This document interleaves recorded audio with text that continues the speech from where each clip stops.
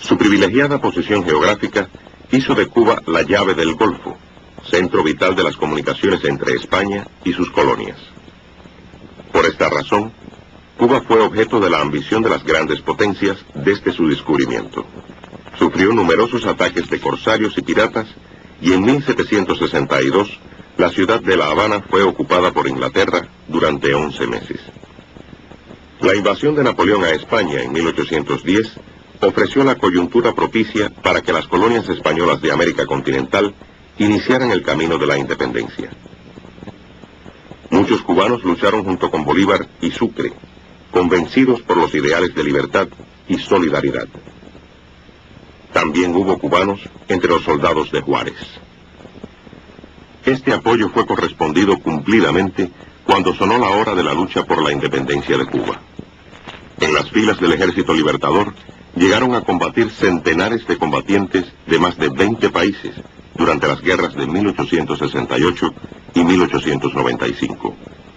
De ellos, 17 alcanzaron el grado de general. Ya en los años 60 del siglo XIX había madurado el proceso de formación de la nacionalidad cubana, y el enfrentamiento entre la colonia y su metrópoli se encontraba en primer plano. En el año 1868 se inició la guerra por la independencia nacional bajo la guía de Carlos Manuel de Céspedes.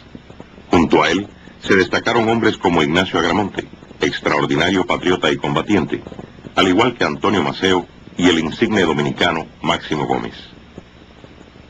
La contienda duró 10 largos años de cruenta y heroica lucha.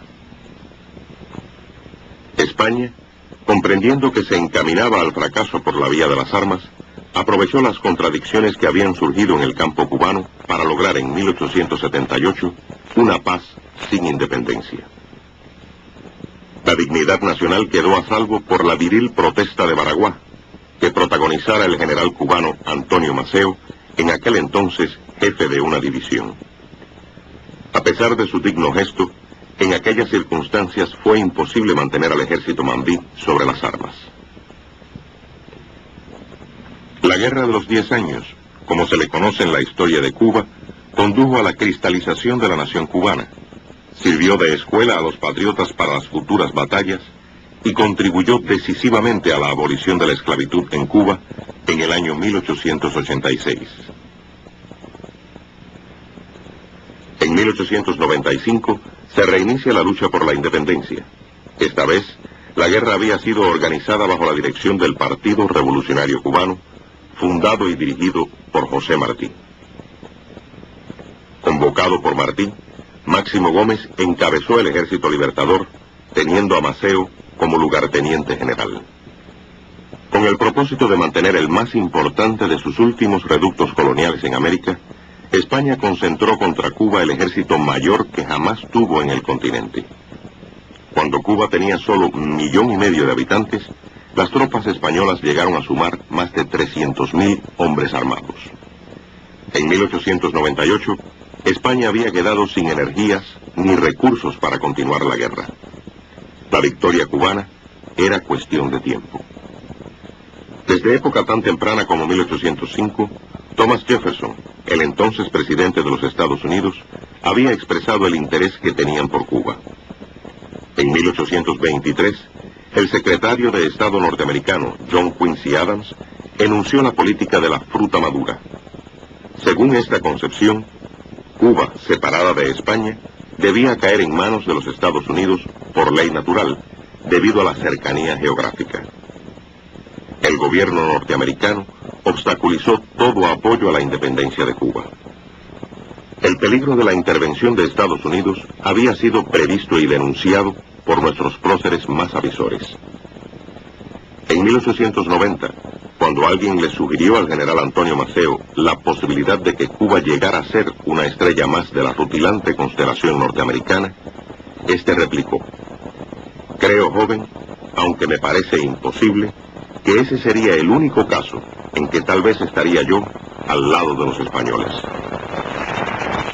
Años más tarde, en 1895, estando ya en tierra cubana, dirigiendo la guerra que él mismo organizara, José Martí escribiría: Ya estoy todos los días en peligro de dar mi vida por mi país y por mi deber, puesto que lo entiendo y tengo ánimos con qué realizarlo. De impedir a tiempo con la independencia de Cuba que se extiendan por las Antillas los Estados Unidos y caigan con esa fuerza más sobre nuestras tierras de América. En el año 1897, percibiendo el agotamiento de España, Estados Unidos le propuso la compra de Cuba. Ante la negativa del gobierno español, al año siguiente entra en el conflicto. El gobierno norteamericano empleó como pretexto la voladura del acorazado Maine, que en aquel momento estaba surto en el puerto de La Habana. La victoria inevitable de las armas cubanas les fue arrebatada por la intervención militar norteamericana en 1898. La firma del Tratado de París se llevó a cabo en ausencia de los cubanos. El arraigo del sentimiento independentista en las masas de nuestro país y el prestigio internacional de la causa cubana impidieron la anexión. Al concluir la ocupación